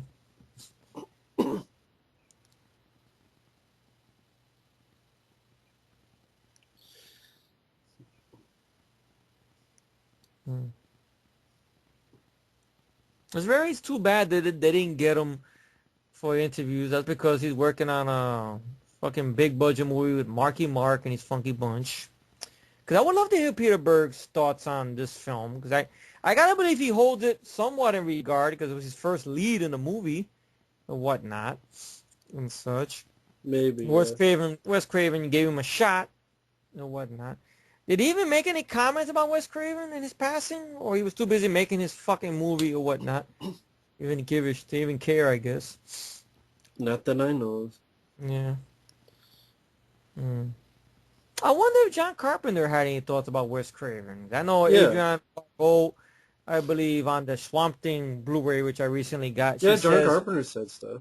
"Oh, really? I wonder what it was. I would like to hear what John Carpenter said and such. Just by curiosity's sake and such. And everything. Well, he also directed Wes. Did he direct Wes? Get out of here. Segment Body Bags. Get out of here. Really? Yeah, Wes has a cameo in that, the one with the gas station. I have never seen. The only part of Body Bags I remember is that one scene with Stacy Keach and the hair. That's the only thing I remember from Body Bags. Well, it was the first one with, I think Robert Carradine's in it, and Mm-hmm. the gas station, and Wes Craven makes a cameo. Oh, wow. I know he was the one that told Adriana Barbeau when he was married to her at the time when she got the job for Swamp Thing. He told her, you got to do it. I mean, it's Wes Craven. He did this movie, this, and that. So Yeah, he said, my friend Wes left us too soon. He was truly an old school director. Had a great time directing him. I'm really going to miss him. Oh. John Carpenter's a stand-up guy. Really very underrated director, you know. Yeah. You know, one day we gotta do something on him as well, a retrospective Mm-hmm. and whatnot. A great acting performance over here, which, you know, Michael Murphy doesn't want to do this, but he's looking at the physical. Okay, I see a dead body in my son's room. What am I to think and whatnot? Even though the fucking body evaporated in the damn in the place, like the electric chair kicks ass. You know, I'll be a little more curious. Well, now he's possessed. Well, now he's possessed. After he touched the lamp. After he touched the lamp. So where... Maybe he makes that comment right there, you know. That's something Pinker would say. What you were saying? Sorry to interrupt you. We talked about this before on another thing, but where do you put this in Wes Craven's filmography? I'll put this at 1. Number 1. He's best. My favorite. He's best. Very underrated. Not People Under the Stairs? People Under the Stairs shares the top spot with it, but I know in fairness I gotta pick a 1. But, you know, okay, this would be number 1 and stuff. And one day we're gonna see an example of, you know, good friendship right there. See, would you do that for me, Matt? Would you break a window and pull me out of a squad car and tackle some cops? Guess how much you pay me? Oh, you see my friend. Yeah, you see people out there. That's my buddy right here. There you go. Yeah, sure, I'd do it. Yeah. Why not? I can see you knocking on the window. Efree, want me to get you out of there? It's gonna cost you a Big Mac and $20 and some fries. Yeah, sure, I'll I'd do supersize this shit. Now, come on, get me the fuck out, please. it. Sure, why not? Yeah, another good song.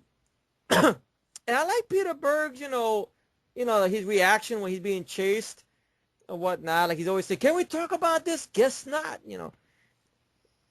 In a strange way, it makes you think of if this was done in this period, him as Peter Parker or Spider-Man, if you think about it. Which I know that's being thin again. I know. Yeah, I couldn't see that, but I like him in this role, though. Yeah. I know. Once again, we see he's a lousy shot. Yeah. Pinker, Yeah, I guess not. shitty Here you go. shot. That's why Pinker doesn't carry guns. Yeah. Now, what is this song? Do you know the title? I don't know the name of it, but I like it though. Oh my God. So if I had the soundtrack actually in front of me, I could look at the name of the title of the songs or whatnot, and such and everything. Oh man. But I gotta give a lot of praise that somebody in Unifocal decided, sure, Shout Factory, yeah, you could have Shocker, yeah, come on, yeah, you could have People Under the Stairs, yeah, please, you know. Such a long time ago. Yeah, take it here. Yeah, And I'm glad they did a good job with the Blu-ray and such, and everything. I wish that Q&A was on there and such. Fortunately, it's too bad somebody didn't want to sign if that was the case and everything, yeah. and everything. I know there's a little behind the scenes, a short one from back in the day, which you have tiny interviews with Michael Murphy and a little bit of Peter Berg and a little bit of Mitch Pileggi and such. Yeah, a little bit.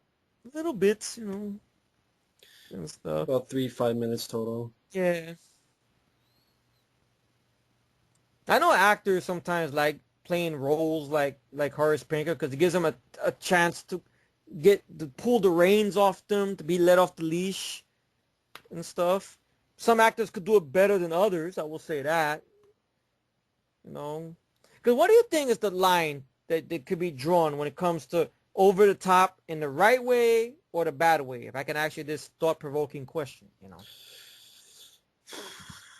Over the Take your top in time. a bad way. Yeah. I don't know. It just depends on direction, acting. Mm-hmm. I mean, you could take a line of dialogue and say it 100 different ways. Mm-hmm. So it just depends on what actors, what director you have. Mm-hmm. I mean, it's nothing I would have to see it and then comment on it. I mean, you got over the top in the good way, like Mitch Pileggi as Horace Pinker, and you got over the top in a bad way. I could think of, for example, I pulled this out of my ass, Nick Cage and Ghost Rider: Spirit of Vengeance. That's over the top in a bad way. As an example, Yeah. and such, I mean, Nick Cage is a good actor. I just think sometimes, you need to pull him back maybe sometimes on certain movies, certain directions, and scripts. Yeah, but we're never laughing with Mitch Pileggi. I mean, we're not laughing at Mitch Pileggi. If we're Yeah, we're laughing, we're laughing with him. laughing with. Mm-hmm. While Nick Cage, we're laughing at. I think that's the Yeah. difference. Or even like in Wicker Man, that's another example there. And I believe that song was Different Breed by Dead On. Mm-hmm. Yeah. Now, I like what Michael Murphy does here. He basically, bluffing Pinker right here.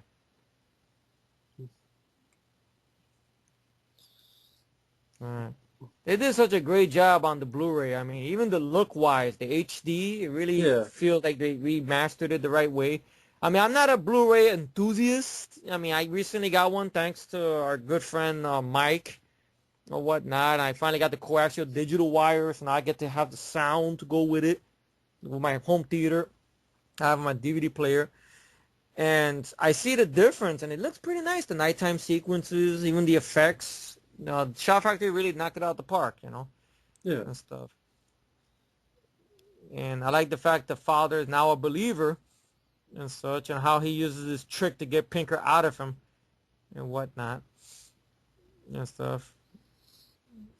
Very well done. I know this. I like to apologize, folks. I know sometimes you hear some dead air, but just we're in awe, with the acting and with the movie and whatnot. In case people wonder, like, well, it's all dead air, but not all the time, and stuff. Yeah. Well, we're not, experts. No, We didn't work on the film. Yeah, that's true. I did like a 50-minute review of it. Mm-hmm. So it's, Yeah. I do like the fact that we have the media. We see how they're reacting a little bit to this, like John Tesh, he's being the news guy or whatnot, to get the story moving along a little bit in the beginning when you hear about the families being killed and about this. Like the media is in the plot, so to speak. I don't know how to word it the right way, but and such. Mm, yeah. I would have loved to find out this was the character named Jonathan as an ode to Wes's son, Jonathan Craven, maybe, by curiosity's sake. But I don't think they even touch on that in the commentary. I mean, you heard the commentary, the one Craven did for this, right? Yeah, I think he mentions it. I Mm-hmm. forget exactly what he said, but I remember he mentions it. Okay. Yeah. Now I have a little tiny nitpick over here. It's a nitpick. It doesn't hurt the film or nothing, but it's a little thing. He tells Rhino and the football team about this, right? Yeah, And Rhino's gonna go with these guys to the power station, right? To yeah. do this big blackout. Why does Rhino need all these guys? If Rhino, if you think about it, could have done all that by himself. Because look at it carefully when he goes there. He has the fat guy there with him. I guess he's the fat guy. None against nobody who's fat. It's okay. But and you see right now, look, all these guys. I don't know, I only see two guys. Well, right now it's two. I don't know, maybe to...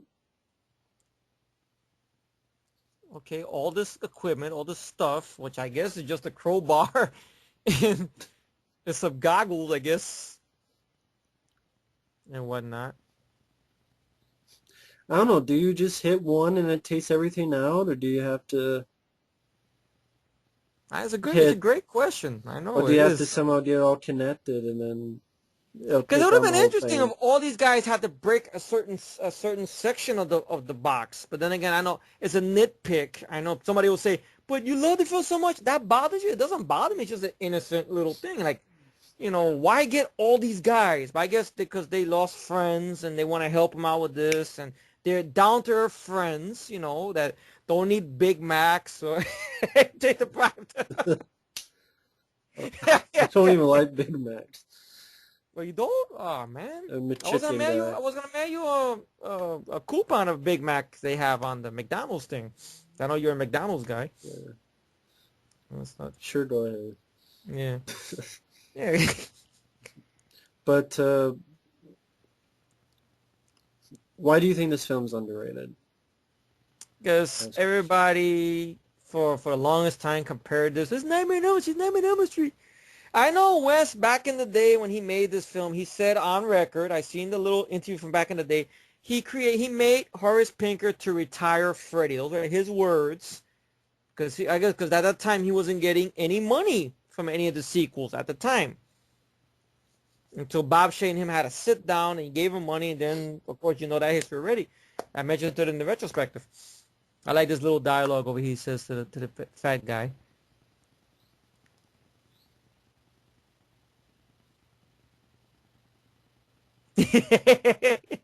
No, it's a lock. Pick it.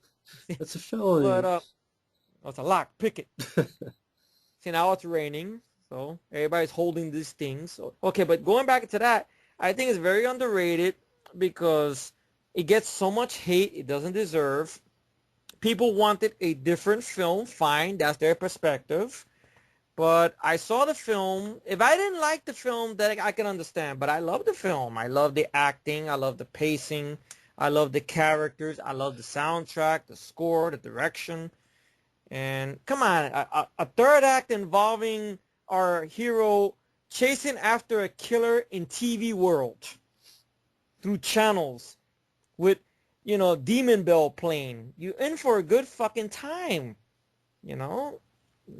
So at least that's my 2 cents on it. Well, what do you Yeah, think? Why do you think the film is underrated, bro? just like you said, it's a... I haven't said much about the commentary because I think it's a film that should speak for itself. Mm-hmm. And it's a film that I never understood the hate for it. I thought Peter Berg and the cast did a great job. I thought Mitch Pileggi was very entertaining in his performance. He was intimidating when he had to be, funny when he had to be. Mm-hmm. I thought I got into the love story aspect, but I also got into the horror aspect. I like the TV world aspect. And I think it does have a sense of humor that people sort of disregard. Mm-hmm. And I thought it's a very fun film. It's a fast-paced film. It's a great soundtrack. I think it has all the right makings of it. Great film. Mm-hmm. I always love how she appears, you know, like when she comes out I don't in get ghost why he form. keeps getting so freaked out. I mean, That's a good question. You're right. I wonder that too. Why are you scared of your woman? She saved you with her heaven. She saved you from my doppelganger with heavenly cleavage. Why the fuck are you scared? maybe he's not used to ghost women. Of course. It's one of those things you gotta get used to. Yeah. And of course the TV comes, turns If you on, and listen starts moving. closely, he Mm-hmm. fucks up the Birdman. Yeah, he does. He's climbing the tree, which makes you wonder, was that even a stunt? Imagine Mitch Pileggi like he fell off that tree trying to climb it. Ah! And stuff. Yeah.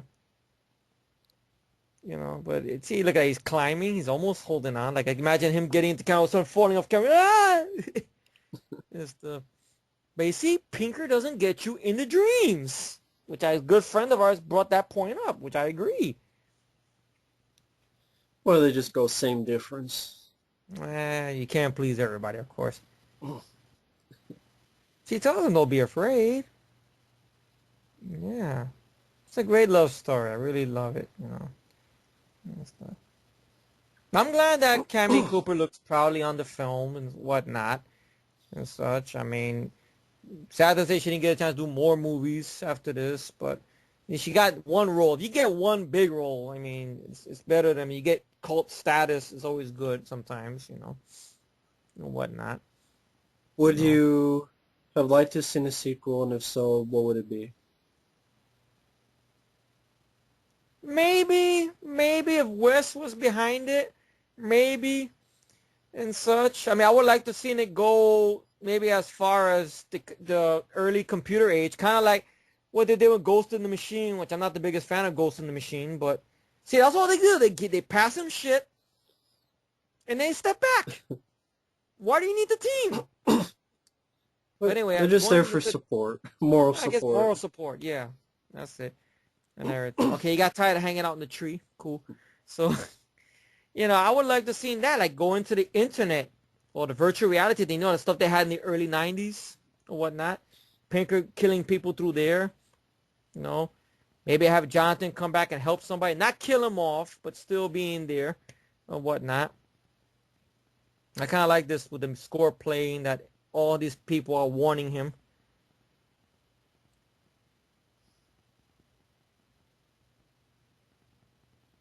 I like that this hero has doubts, but he's got to do this battle.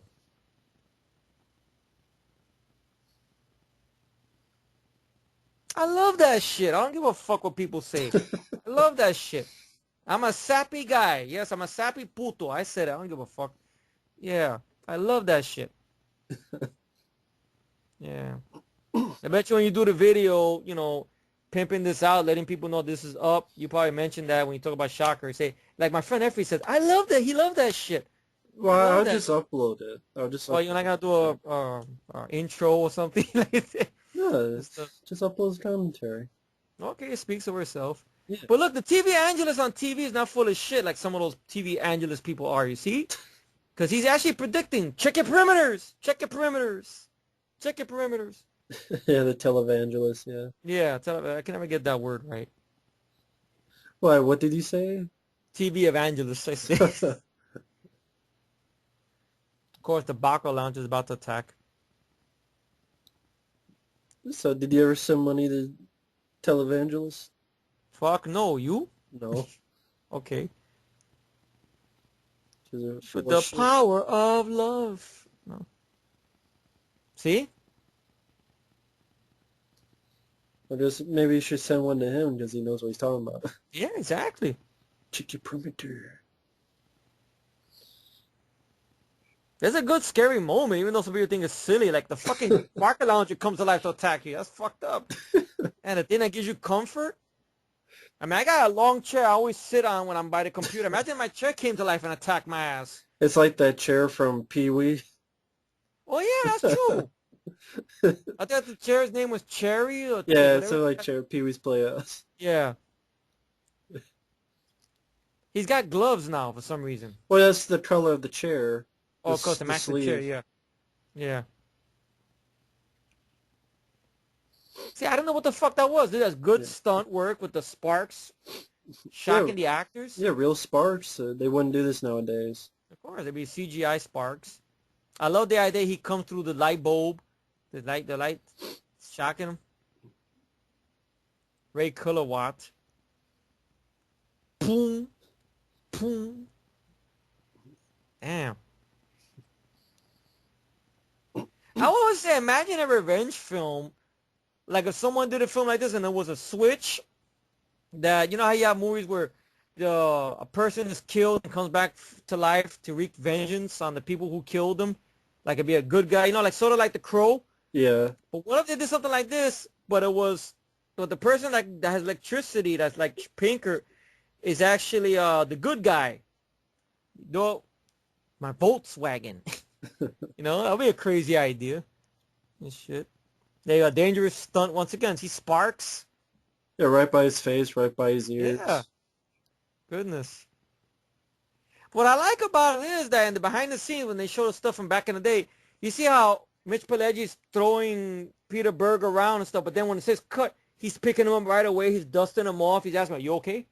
So you get the sense, you know, he's a stand-up guy off camera. Even Cammy Cooper said that about Mitch Pileggi. That he's a very quiet, down-to-earth guy. And now we're gonna get to the epic, fun, you know, battle through TV world. I love this. Here we go. The fun begins, bro. I love this. Now you see the real punching. Oh, see? Headbutt in the face.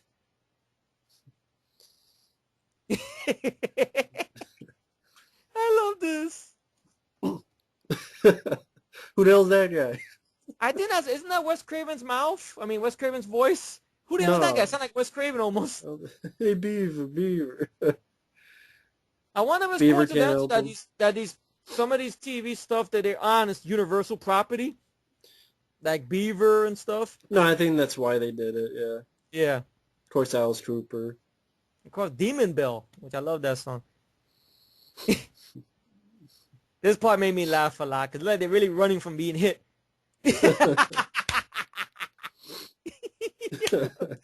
See a real punch in the face. I love this. Kick his ass! And John Tesh. I love this. And that's the way it is. And that's the way it is. Demon Bell, Demon. Of course. My kind of hound. Hey, he picks up that knife. There he goes to Frankenstein.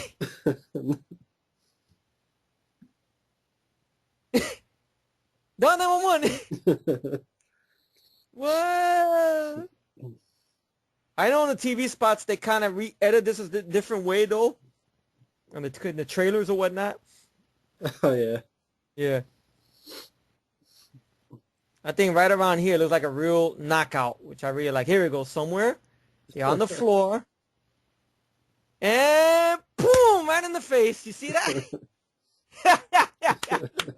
See, it took a while to get back up. You see? He must have been like, "Well, can you talk to Peter, please?" Oh, no. I don't know what's ridiculous. The reaction of these people with all this shit happening, like they don't seem that shocked that it came through TV. But it's funny though.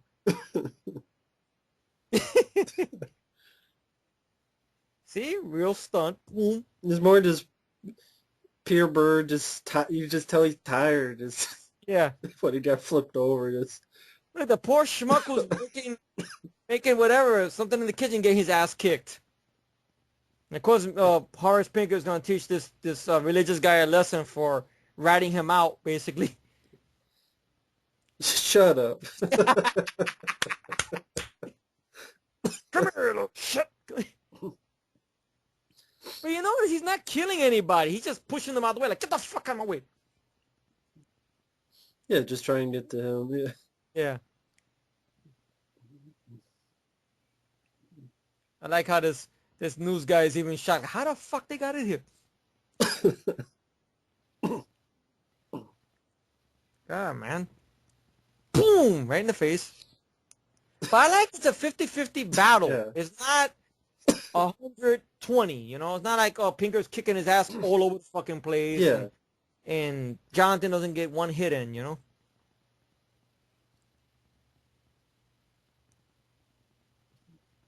And there's the point where the tables turn, you know? Yeah.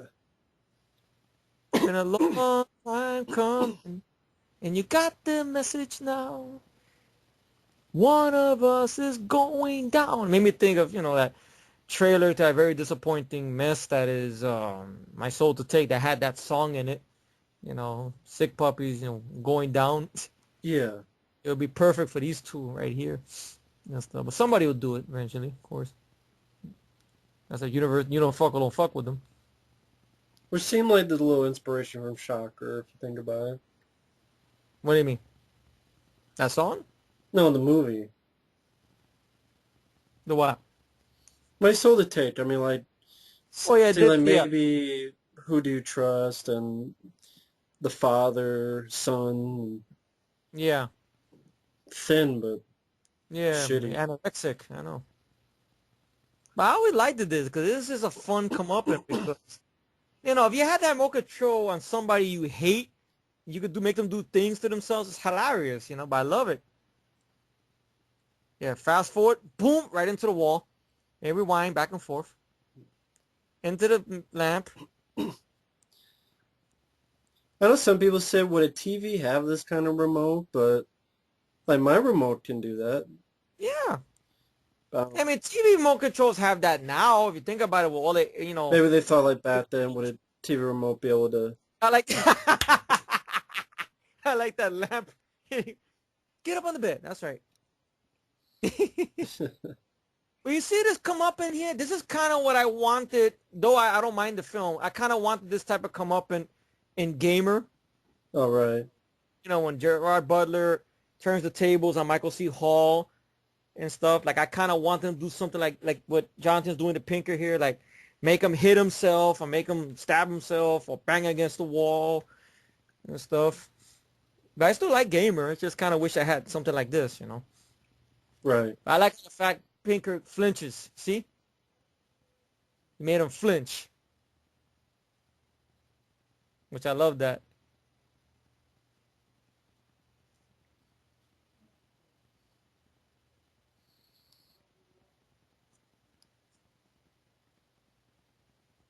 Great moral statement. There you go.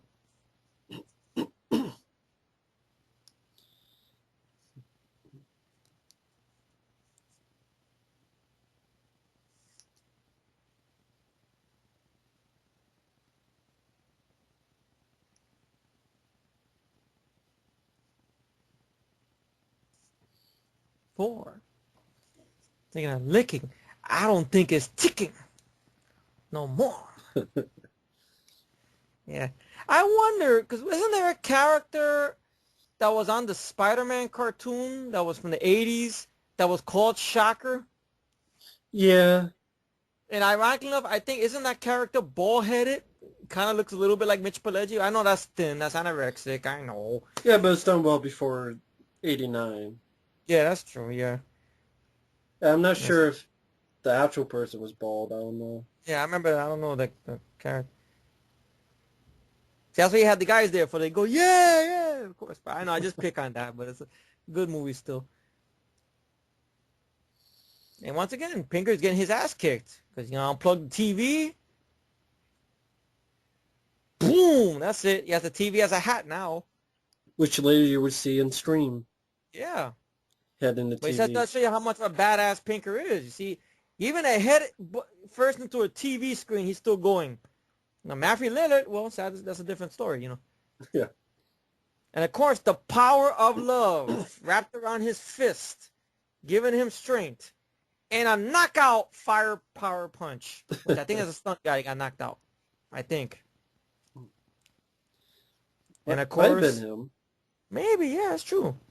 He's going to use the symbol once again on the camera, the pendant. But I think this whole finale very imaginative. It is. Now Pinker is fucked. That's it. He's pretty much gone. Yeah. And this whole thing over here, whether if it's debatable, if it's sequel bait or if it's just that Pinker's a sore loser, like a wise man said once to me, Yeah. because he's a trash talker. He's not gonna go no, no. That's the one thing that's different between him and Freddie. Freddie would just be crying no, no, which I love Freddie. Don't get me wrong, but he's not a trash talker. Right. But but Jonathan has the more control, so he has his weapon there. So, like, come back and fuck with me now. There you go. I mean, before I say that, I think Wes Craven's coming up here. Mm-hmm. You hear him in the background. Right here. Hi, Wes. Just saw you in the tube. Is that real? Hmm. Right there in a dark shirt, yeah. Yeah. Hi, Wes. We miss you, bro. Exactly. Oh, man. But yeah, you could look at it either way. Mm. It could be sequel bait, but it could be finished as well. Mm-hmm. Of course, a little heart in the sky. It took me a while to realize that after all the years there was a heart there. Yeah, And right then there. I saw it. It's Sappy. Well, it's my fucking... I love Sappy. Fuck it. Plus, you got Sword and Stone from Bonfire. So. Yes! Bang, bang, ding, ding, bing, ding, ding, bing. I know I'm being an idiot, but I don't give a shit. Ding, ding, ding, ding. Or Heather Landing-Camp as the victim. Which one? We don't know. There's one of Because those. Jessica Craven as the counter person. Great kick-ass song, Wow. It's a kick-ass movie, so it goes hand in hand, Yeah, Yeah. exactly. When I had it on VHS tape, I got this song in there or whatnot. But then halfway through this song, the tape finished. So I didn't know about the other song that came after this, which I learned about this song that comes after this on the credits last year. And I love the song as well, which I know it seems like a very different song, that compared to everything else in the soundtrack. I know Desmond Child mentioned something on that Blu-ray about he wanted a song that he could submit to Oscars. She's pretty stupid, to be honest. I know, but it was a great song. Great song. And called Bonfire, Sword in the Stone. Honestly, that's the one song I don't care for. Really? Oh, you don't like Sappy? No, Well, I'm I'm just fine with fucking. Sappy in the movie. That song, like you said, it just doesn't fit. With no Mr. Nice Guy and Sword and Stone, and then this And then Demon Bell. I know Demon Demon Bell is. Bell, and then you have this song that's like trying to be like timeless love or whatever it's trying to be. I thought it was cute, but that's me. I'm a sappy guy, I guess. No, I think a lot of people like it. I'm like, this is like the one song that just doesn't fit with the Yeah, rest. It's like a hard rock, and yeah. then And of course, we can mention that this song was originally done by Kiss. It was off an album they did that didn't get that well noticed, and I guess this band Bonfire decided to sample it, or somebody connected with Kiss decided to let them sample it. And I like the sampled version better. well, I don't know if the Kiss that song was actually Released, I don't think released. released. It was a demo or something. Yeah, But yeah. I like this song, but that's just me. That's me, of course. any That's final words on the movie? very underrated, very overlooked, fun horror movie with visual effects coordinator was Jonathan Craven, ironically enough. Wow, cool enough. All right, so he does some stuff behind the scenes along in front of the camera, of course. And still a good time of a horror movie. I mean, if I had horror films from the 80s I really enjoyed, this will be in there along with the Blob remake, John Carpenter's The Thing, Leviathan, and many others. Of course, Nightmare on Elm Street, 1 and 2, 3, 4, some of the Friday the Friday 13 films. A lot of them, a lot of the 80s horror, stuff, even some stuff in the early 90s and whatnot. But I always loved this film a lot. I still do. And I'm happy to be doing this here with you and, taking time out to doing this fun fan commentary. And, it makes me really say it's Wes's most underrated film, stuff like that, which I really, this next to People on the Stairs, to me, he's most underrated and whatnot. And I love to death, It's always a good time. The cast, everybody does a great job. So, rated R, I got over here. So now I guess you want to say your words, I guess, even though the movie's rated. Yeah, Shit. pretty much throughout the commentary, I just wanted to let my friend Efree speak because he's just as big a fan as I am on the film.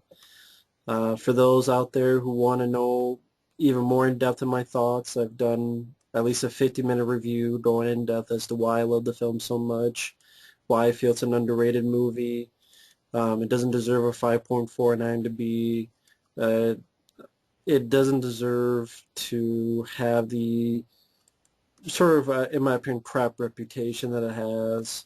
I do feel it's his most underrated. It's always been, can't say always because, again, I saw this later in life, but it became my favorite of his because not only is it underappreciated, but I thought it was imaginative. I thought it was entertaining. I thought Horace Pinker is a great villain. Well done by Mitch Pileggi. I think Peter Berg's an underrated actor, underrated performance. Thought the rest of the cast, from Cameron Cooper to Richard Brooks to everyone else, did perfectly fine. One of the best soundtracks ever for a movie. While, again, just the finale alone shows how wildly imaginative this is, while also being a good sense of humor that is intentional. It's not unintentional as some people make it out to be. Hmm. And I thought it was just a great roller coaster ride that doesn't get tiring to watch. And I hope you guys enjoyed listening to this commentary, fan commentary on a favorite movie of ours. Hmm. Thanks for listening. Take care, and we will see you Thank later. you for having me, Matt. Really appreciate it, man. Thank you for being here. No doubt, no doubt. Okay, thank you all for watching. Bye-bye.